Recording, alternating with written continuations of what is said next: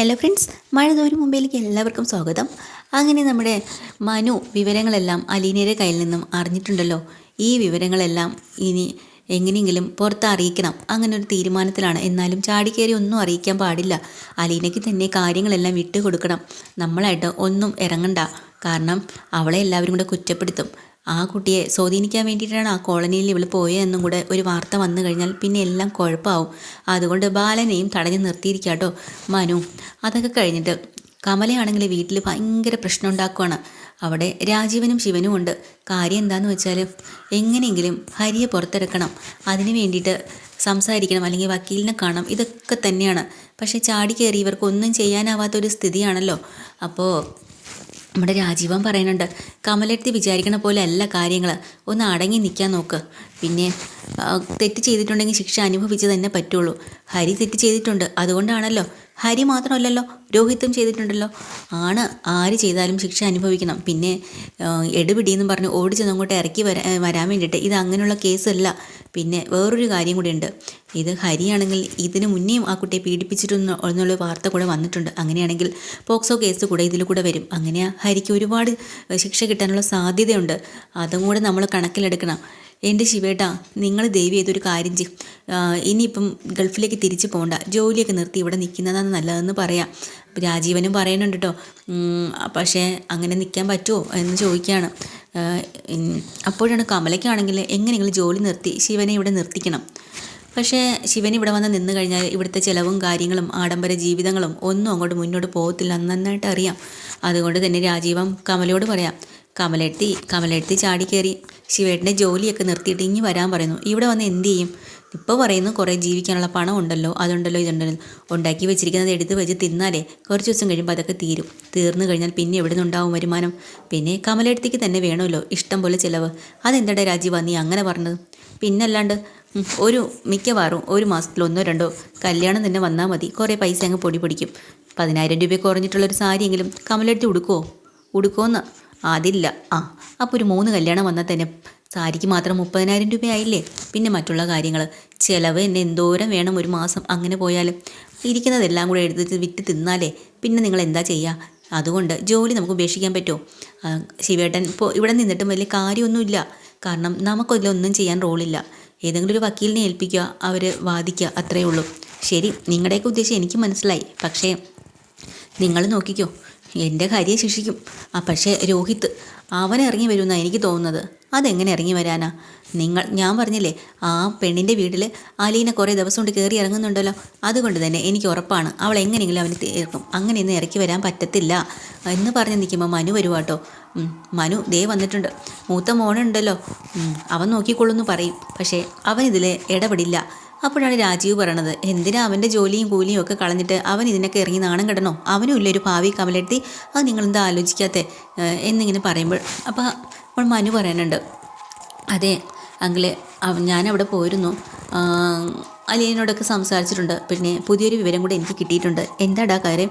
അതല്ല, നമ്മുടെ രോഹിത്തില്ലേ, അവൻ ഈ കേസിൽ നിരപരാധിയാ.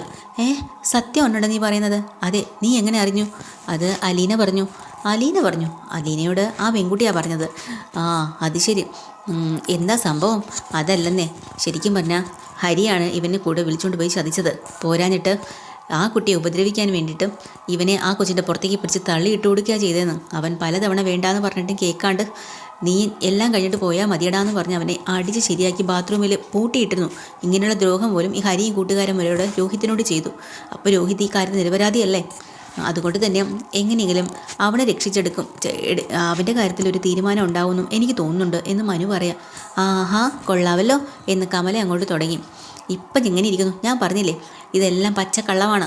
രോഹിത്തും തെറ്റുകാരൻ തന്നെയാണ്. എൻ്റെ ഹരി തെറ്റുകാരൻ ആണെങ്കിൽ രോഹിത്തും അതിന് കൂട്ടുകാരൻ തന്നെയാണ്.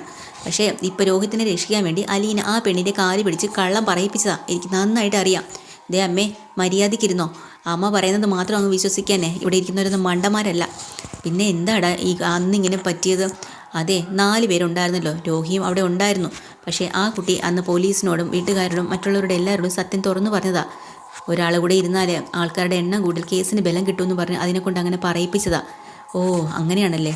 അതെ അമ്മ വിചാരിക്കണ പോലെയല്ല, ഹരി തന്നെയാണ് തെറ്റുകാരൻ.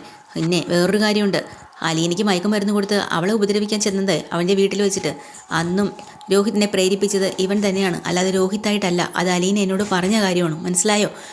നിങ്ങളുടെ മകൻ തന്നെയാ മോശം, അല്ലാതെ മറ്റുള്ളവരല്ല എന്നും പറഞ്ഞുകൊണ്ട് നമ്മുടെ മനു കയറി അങ്ങ് പോവാണ്.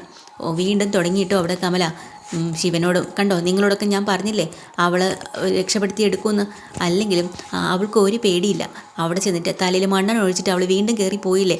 ആ ബാലേന്ദ്രൻ അറിയാം ഇവളെ പറഞ്ഞു വിട്ടാൽ അവൻ്റെ മോനെ രക്ഷിച്ചെടുക്കാൻ പറ്റുമെന്ന്. നിങ്ങൾ ആരും വിചാരിച്ചവളല്ല. പിന്നെ ബാലേന്ദ്രൻ്റെ സ്വന്തം മകളാണെന്ന് പറഞ്ഞു നടക്കുന്നല്ലോ അവൾ. ശരിക്കും പറഞ്ഞാൽ അവൾ സ്വന്തം മകളല്ലെന്നാണ് എനിക്ക് തോന്നുന്നത്. അല്ലെങ്കിൽ പിന്നെ ഇത്ര ധൈര്യത്തോടു കൂടി അവരെയൊക്കെ പറഞ്ഞു വിടുമോ? എന്നിട്ട് സ്വന്തം മോനെ അങ്ങ് രക്ഷിച്ചെടുക്കാൻ വേണ്ടിയിട്ട് കള്ളത്തരവും പറഞ്ഞിരിക്കുന്നു. ഞാൻ സമ്മതിച്ച് തരില്ല. ഇനി എന്തൊക്കെ പറഞ്ഞാലും എൻ്റെ ഹരി അകത്ത് പോയാൽ അല്ലെങ്കിൽ അവന് ശിക്ഷ കിട്ടിയാൽ ഉറപ്പായിട്ട് രോഹിത്തിനും ശിക്ഷ കിട്ടിയേ പറ്റത്തുള്ളൂ. അപ്പോഴാണ് രാജീവ് പറഞ്ഞത്, കൊള്ളാം, നല്ല മനസ്സാണ് ശിവേട്ടാ. ഇനിയിപ്പോൾ രോഹിത് നിരപരാധിയാണെങ്കിൽ അവനെ രക്ഷിച്ചെടുക്കേണ്ടതും നമ്മുടെ ബാധ്യതയാണ്. നമ്മുടെ സഹോദരിയുടെ മകനാണ്. തെറ്റ് ആര് ചെയ്താലും തെറ്റ് തന്നെയാണ്. ഇനി തെറ്റ് ചെയ്തില്ലെങ്കിലോ അവർ നിരപരാധി തന്നെയാണ്. അങ്ങനെയാണെങ്കിൽ നമുക്ക് ഹരിയും രോഹിത്തും ഒന്നും വ്യത്യാസമൊന്നുമില്ല. ഇനി രോഹിത്തിന് ഒരാളെങ്കിലും രക്ഷിക്കാൻ പറ്റില്ല, അത്ര നല്ലതായില്ലേ? അങ്ങനെ വേണം നമ്മൾ ചിന്തിക്കാനായിട്ട്. ഇനിയിപ്പോൾ കമലെടുത്തേക്ക് എന്ത് തോന്നിയാലും എനിക്ക് യാതൊരു കുഴപ്പമില്ല എന്നിങ്ങനെ നമ്മുടെ ശിവൻ്റെ മുന്നിൽ വെച്ചിട്ട് രാജീവൻ പറയാട്ടോ, മനസ്സിലായി, നിങ്ങളെല്ലാവരും കൂടെ എൻ്റെ മോനെ ഒറ്റയ്ക്കാക്കി, എനിക്കിപ്പോൾ പിടി കിട്ടുന്നുണ്ട് എല്ലാ കാര്യങ്ങളും എന്നും പറഞ്ഞുകൊണ്ട് നമ്മുടെ കമല ദേഷ്യം പിടിച്ച് പോവാണ്. എന്നിട്ട് ശിവനോട് വീണ്ടും പറയണം, ശിവേട്ടാ ഇതിലൊരു ഉപേക്ഷയും വിചാരിക്കരുത്. ഹരി തെറ്റ് ചെയ്തിട്ടുണ്ടെങ്കിൽ അവന് ശിക്ഷ കിട്ടും. പിന്നെ ഇതിലൊരൊറ്റ കാര്യം നമ്മൾ നോക്കുക, ഇവൻ്റെ കേസ് പറയുന്ന സമയത്ത് ആ പോക്സോ കേസ് അതെങ്ങനെയെങ്കിലും ഒഴിവാക്കാൻ നോക്കണം.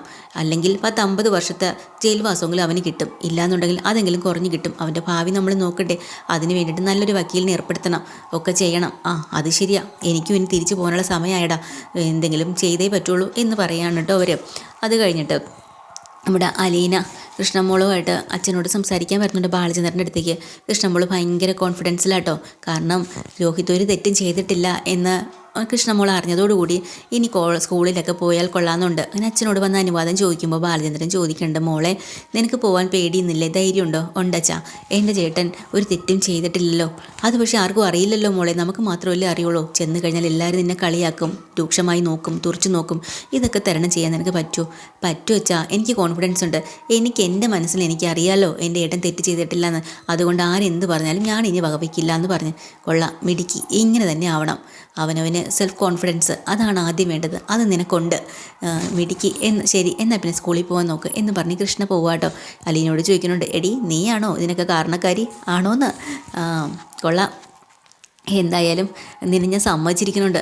ഞാനത് കാരണക്കാരിയൊന്നുമില്ല. കാര്യം ഞാൻ അവളോട് പറഞ്ഞു വെച്ചാൽ അത്രയേ ഉള്ളൂ. പക്ഷേ അവളുടെ ആ കോൺഫിഡൻസ് അല്ലേ, അത് നമ്മൾ സമ്മതിച്ച് കൊടുത്തേ പറ്റുള്ളൂ എന്നങ്ങനെ പറയാട്ടോ.